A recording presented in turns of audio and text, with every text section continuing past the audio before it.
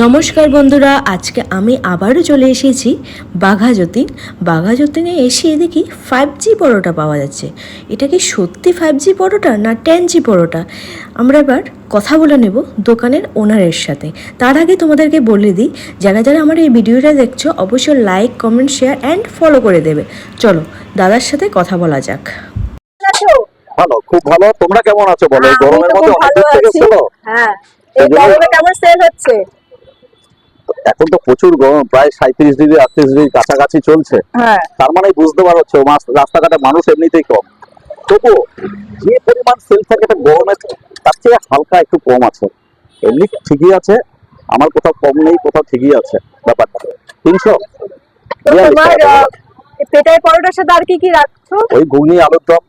যেমন হোটেল আগে হচ্ছে গিয়ে কুচো কুচো ছোট ছোট আলু করে মিশিয়ে দিতাম, এখন ওটাকে দিচ্ছি না। ওটাকে করে আমরা এখন না, আমার প্রথম থেকেই এটা একটা সিস্টেম করেছে যে বড় বড় আলু দেওয়া হবে, ঘুগনিটা আলাদা দেওয়া হবে।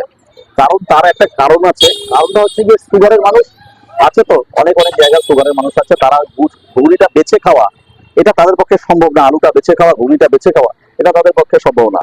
যার জন্য হচ্ছে কি আমরা 1 পিস করে বড়, 150 গ্রামে 1 পিস করে বড়, 200 গ্রামে 2 পিস দিই, 300 গ্রামে 3 পিস 4 পিস এরকম দেওয়া হয়। ওটা শুধু বাছাই করে তারা খেতে পারবে। কেউ হয়তো বললো না, নিয়ে গেল আলু খায় না, ওই বাছাই করে খেতে পারবে। এই কারণের জন্য আমাদের সিস্টেমটাকে তৈরি করা। তৈরি হয়ে এখন রাখছে এখানে।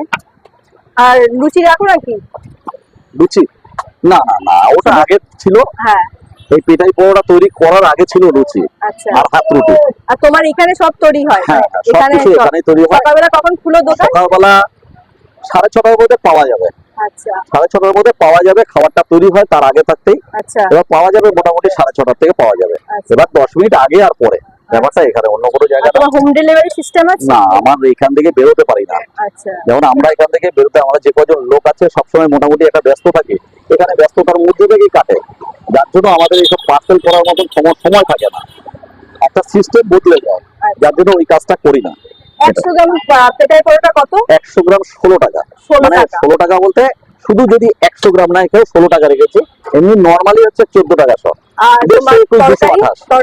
ঘুগনি আলু মিশিয়ে ওরকম ভাবেই দেওয়া হয়। আমার এমনি হচ্ছে নর্মালি 14 টাকা সহ, যেটা আগের দাম ছিল এখনো সেটা আছে। আমি দাম বাড়াইনি। দিনের কারি 12 টাকা সহ, এই 12 টাকা করে পিস আছে এখনো পর্যন্ত। দিনের কারিটা 12 টাকা করে পিস আছে। গ্রেভিটা তো দারুণ একদম। আর আলুর তরকারিটা দেখাও একটু। আলুর তরকারিটা,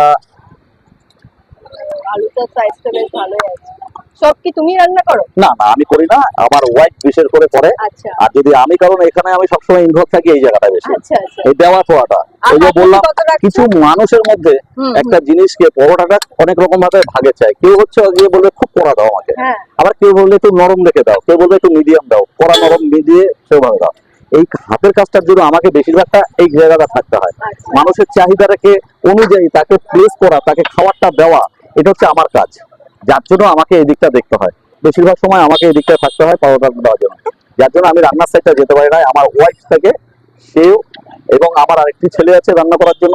সেই ছেলেটাও এখন এখানে নেই, হয়তো বাইরে দিয়ে গেছে মনে হয়। ওরা দুজনেই রান্না বান্না করে।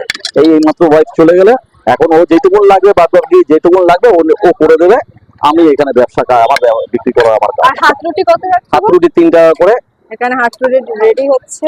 150 3 টাকা করে রাখছো? হ্যাঁ, 3 টাকা করে তরকারি ছাড়া, শুধু রুটি।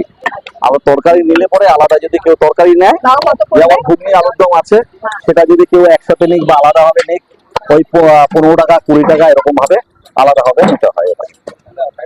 আর কেউ যদি খায়, যদি একসাথে খায়, তখন একটা দাম ফিক্স করা আছে। রুটি তরকারি মিলিয়ে 6 টাকা করে দাম করা আছে। হ্যাঁ, দোকানটা ধরো নাই করে তো 20-22 বছর হয়ে গেল, 22 বছর হয়ে গেল।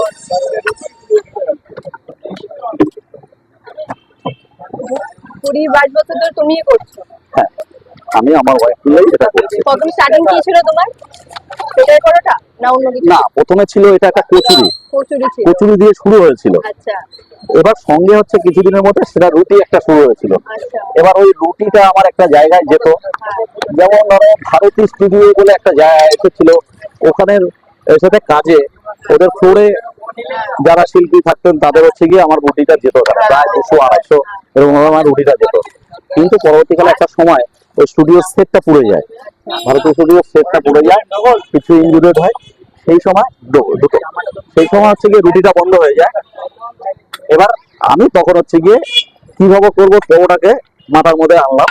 আমি ছোটবেলায় যখন একটা জায়গায় যেতাম, কামালগাছি একটা জায়গা, সেই জায়গাটা হচ্ছে গিয়ে ওখানে পরোটাটা খেতাম। ওই মাথা থেকে সেই কনসেপশন থেকেই এটা আনা যে খাবারের দোকান দিতে হলে পরে আমাকে পেটাই পরোটা এই অঞ্চলের মধ্যে পাওয়া যায় না ভালোভাবে কোথাও, তাই আমি এটাকে এনেছিলাম এই জায়গাটা।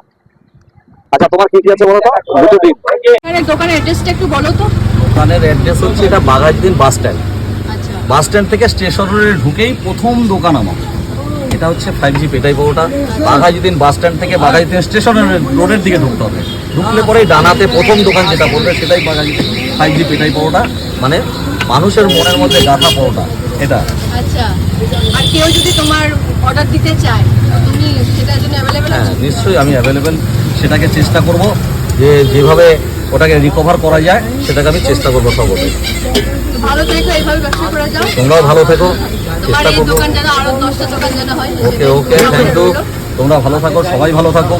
আশা করি সবাই আগামী দিনে আরো ভালো থাকুক, সবাই আগামী দিনগুলো যাতে ভালো কাটে। ঠিক আছে, বেশ। সো তোমরা দেখে নাও, বাঘাযতীন রতন দাস দাদাটার নাম, 5G পেটাই পরোটা। আর এখানে ফোনের নাম্বারও রয়েছে, তোমরা চাইলে কন্ট্যাক্টও করতে পারো আর অর্ডারও দিতে পারো। আজকের মতন ভিডিওটা এইখানে কমপ্লিট করলাম।